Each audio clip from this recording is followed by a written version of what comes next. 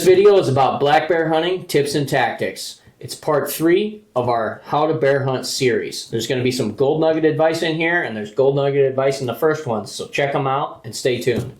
Don't forget, we are also doing a t-shirt giveaway shipped to you for free. So watch video number 1 to further find out how. Exactly. All right, time to hunt. Let's get into it. Let's go.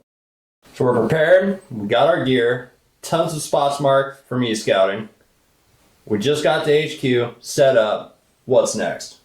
So the first thing we're going to do when we get pulled up is we're going to go try to find the snow line. So we're going to drive to one of our farther back marks, one of our marks that are a higher up elevation, just see if we can even get there. And if we can get there, great. If we can't get there, then that simplifies a lot of our areas that we e-scouted. So we can eliminate a bunch of areas we e-scouted, which is not wasted time. We can use those for a fall hunt or different times. It's still valuable information that you marked. But we want to eliminate that stuff from our mind when we're out there so that we can dial in on those other elevations. Because bear hunting is all about elevations in that snow line. Right, and a lot of us are on limited time. A lot of us only have so much time, so to get out there and find that snow line, to see where and where you cannot go, that helps out a lot. That's a tremendous first day on the spot. Yeah, absolutely.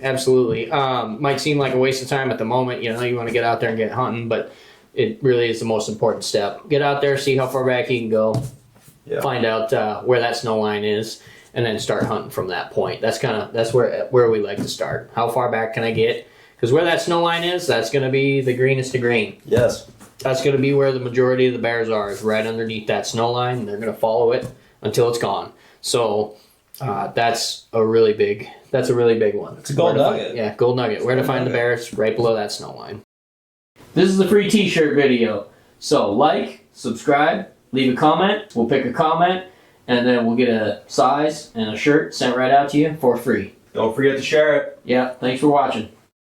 Well, we've done some recon. We found the snow line. We're hunting along it, in it. Like, what are some key signs that we're looking for to tell us that bears are in the area? Yeah, so some of the things we're going to be looking for, some of the obvious ones are tracks and poop, right? And it seems obvious. Oh, wow, I found some bear poop. Great.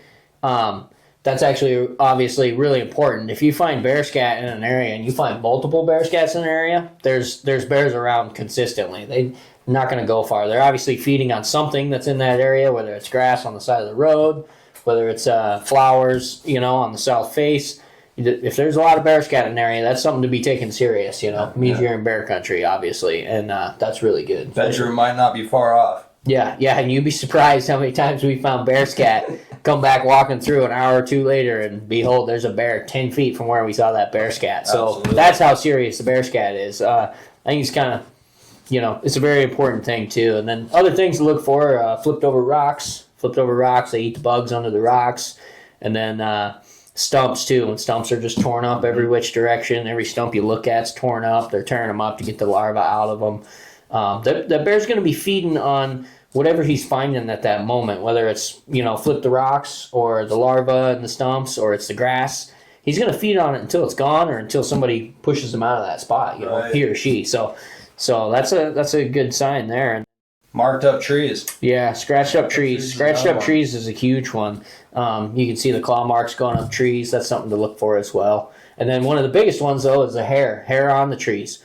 If you find a tree with hair stuck in the bark or just rubbed into it and you find that hair, usually what's happening is, maybe a bear climbed the tree, but also those boars are very territorial, obviously, and they rub their backs on those trees and it gets that hair in that tree. And while they're doing that, you might be able to see the hair and you can't see it, but they're urinating on the ground, and so they're marking their territory. So there's a boar around if you're seeing that hair in that tree. That's a big one there. That's a gold nugget. That is a gold nugget. Yeah, the poop's important. So the things we were talking about, the poop is important, the tracks are important, the flipped over rocks are important, scratched up trees, that hair in the tree, stumps, the scratched up or the hair in the trees. That's a big one. That's a big one. That's a good indicator that you got a boar probably in the proximity of where you're at. Mm-hmm. Yeah, absolutely. So those are gold nuggies. So keep an eye out for those things. So we're hunting the snow line. Those are the things that we're looking for. We want that sign. If you're hunting the snow line and you're not in that sign, go find somewhere to get in that sign. That's important. Yeah, if you're not finding bear poop, unless you're missing it, there's not a bear there at the moment. You know, you just don't want to waste your time there. Get in some high density. And bears love roads. Yeah, they love the roads too. Absolutely love roads. So like walking locked roads is a great way to gain knowledge on that. Mm-hmm. If you're walking a road and you find in these things, obviously I would try to target the drainage across from it to be setting up and glassing. Yeah. A perfect example. If you're finding a lot of poop in one spot where, you know, that bear, he could be just below you. You'd be surprised, you know, if the wind was just right or the thermals were right and he was below you or above you and you walk by, saw a scat hike down the road. When you're coming back, take that spot serious. Yes. And we've had that happen. Just last year, we had the exact same thing happen. Saw a bear within 10 foot of where that poop was. So take that stuff serious. Yeah, that's a good example. Get in and set up and watch that spot, you know. Yep. Be aware. Gold nuggies. So we found where some bears are hanging out, right? We're on the other side. We're glassing. We're watching. I feel it's very important to be watching our bears and for sows with cubs. Sows and cubs is a very big one. You don't want to shoot them out. Mm-hmm. Yeah, sows and cubs. That's another big issue too. You don't want to shoot a sow. And the experiences we've been in, when you see a sow, it seems like it doesn't take very long for those cubs to appear too. No, I mean there's times where maybe it takes a minute, but it's not very long. It seems like shortly after you see her moseying around, those cubs come out quickly. Yeah. In all the examples we can think of, yes. You know, you'll see the cubs quickly because they're super active. They're always running around. They're never sitting around. They're super fun to watch. Bunnies. Yeah. They're hilarious. So like a first example. A good example would be the first time I went bear hunting. It was like the second day I went out, trying to teach myself how to black bear hunt. And I see, I go walk a logging road. I see a bear 200 yards below me. And I think, nice, I'm going to shoot a bear. First time out, second day, taught myself everything, e-scouted, going to shoot a bear. And I'm watching this bear. I set up with my rifle. And not 60 seconds later, comes out these two little cubs, little blonde or brown, little brown cub, and then a little black cub, and they were just playing away, and it was super fun to watch. You know, I was kind of disappointed. I thought I was going to shoot a bear. Yeah. But then I started watching these cubs play, and it was just before you know it, 30 minutes has gone by, and you're just engulfed in these cubs. Yeah, I just watched them for quite a while, and then snuck out and left them unalerted. But it was just really fun. So. Just give it a second when you see that bear come out. Make sure it doesn't have cubs. You know? So, no, absolutely. Very important to find your bear, homework on it, and just watch. Just watch to ensure. Yeah, and you know, so some of these professionals, they're going to know too. They're going to look at a bear and they're going to go, "Oh, that's a big boar." Yes. Or they're going to go, "Oh, that's a sow because it's got the softer face." You know, they kind of have a softer face, but. If we're new, you know, or just even maybe there's an element that kind of obstructs your view a little, and you just don't know. A lot of people aren't going to know the difference between a boar and a sow right away. No, you know, you spent all this time researching e-scout and putting your gear together. You come all the way to your bear hunting location. You're amped up. You're ready to go. Yeah, so absolutely. That's a good point too. Yeah, you find a bear. My instincts are like. It's go time. Shoot it. It's go shoot time. It. Yeah. The key thing is low is you can't. You need you need to stop, slow down, do your homework, make sure that is the case. Yeah, that's 100%. I think bear hunting is one of the only scenarios where when I go hunting with somebody or take a new person hunting, you know, if I go take a mule deer hunting and I tell them shoot, get them on a nice mule deer, and I say, all right, that's a good one, or elk or whatever the scenario may be, and they don't shoot, I'm frustrated. But with bear hunting, it's the only scenario where if somebody doesn't shoot, I really don't care, and I'm happy. I think they made the right decision because if you got a doubt in your mind that, you know, it might be a cub or there's cubs with it, don't shoot, you know. So that's very important. Absolutely. Yeah. Unless it's a big mule deer, then just pack your stuff and go home. If you didn't shoot, we said it, yeah. But a bear, that's a different story. So just, keep an eye out for sow and cubs. That's very important. So, we're watching our bear. We've identified it's not a sow with cubs. And what's the next thing that should be going through our head right now? Shot placement for me. Shot placement, absolutely. Taking your time getting set up. Absolutely. Get set up. Know the bear's going to be fidgety. Yeah, you worked hard for this moment. Don't flub it. Yeah. You know? Shot placement. Refer to that first video where we were talking about the preparation. We go into the diagram of a bear's anatomy and how its vitals are not right behind that front shoulder. Its vitals are almost center mass and a little forward, you know. Even a center mass shot at a smaller bear with a big rifle is going to 100%. It's going to be doing the trick. 100%. So Yeah. Don't aim at the shoulder like you would a deer. No, if you're an avid deer and elk hunter, do not take the same shot with that. Yeah. The chances of you finding that bear is slim. Right. Bears are tough, and their hair is very deceiving. Yeah, absolutely. They got thick coats, especially coming out of winter. Yeah, and this bear is a perfect example. This is a smaller bear, but you can see how fluffy he is, and a lot of it's hair. So I mean, if you aim right here, you're really not going to hit as much, or you might even miss if you aim at him like that. So you want that center mass shot, center mass, and a little forward. That's the anatomy there, you know. So yeah, and so say you did that, you put a well placed shot on it. You got a bear down. You hiked over there. You're standing over your bear. You did all this preparation. You did your e-scouting. You followed these tips. You're standing over a bear now. What do you do? Notch your tag and take some pictures. Notch your tag and take some pictures. Yeah, notch your tag, and then we're gonna start taking some pictures. And take your time. Get a good picture. This is a good achievement. You know. Absolutely. Now, hopefully you followed these tips and tactics, and you got that bear on the ground. Don't waste. Not getting pictures, you know.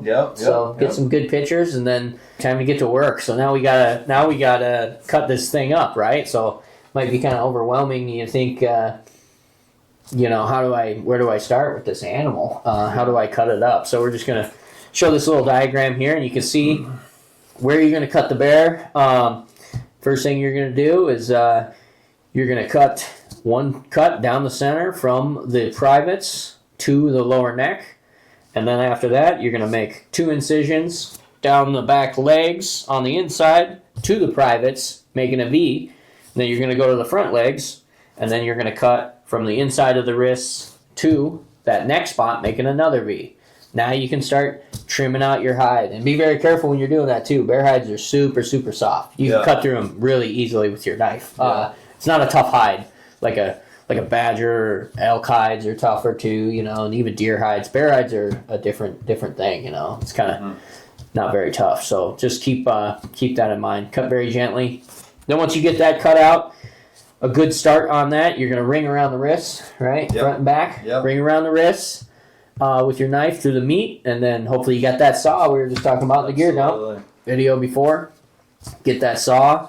Cut through that bone, and then now you're going to do the head. Same thing. Cut the head. Don't cut the skull. Well, though, there is a way to do it, though, with a knife. Absolutely. If you're good. I'm not that good. You got to be a little bit decent with it, but you can easily pop that apart to where you don't have to get the saw. And me, I would slip, and I would end up cutting hide. I just do the saw. I'm not a butcher by any means. Yeah, you can do it without that. That's where the outdoor edge knives don't really shine either. That's where a knife with backbone is kind of nice, and I just don't really carry that, so I don't deal with it. I could do it, but I just really don't. I think it's simple to just cut it, use your saw. You should have a saw anyways, I think, you know. I like having my saw. Don't pack a saw? Okay, yeah. I like my saw. I'm a saw guy. But yeah, so regardless, you just, it's really simple. It's not as complicated as this. Just take your time. Don't destroy the hide. Make it as easy on your taxidermist as you can. Yes. Just remember cutting the inside.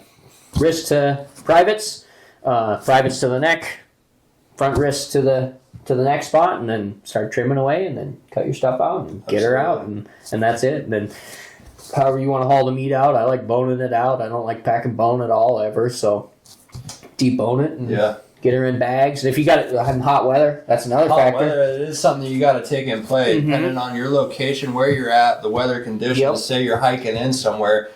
I like to put some pins in some places that will stay cool throughout the day. So that when I'm coming out, you know, you're going to get tired, depending on how far you're going to be back. You got ideas and places in store to set your meat, hide, keep everything cool, get it cooled down. Yeah, you get your meat in the water and get it chilled. You know, you don't exactly want to get it wet for extended periods of time. I've gotten it wet before. I don't really, you know, it still works. But, you know, get that meat chilled if you got to.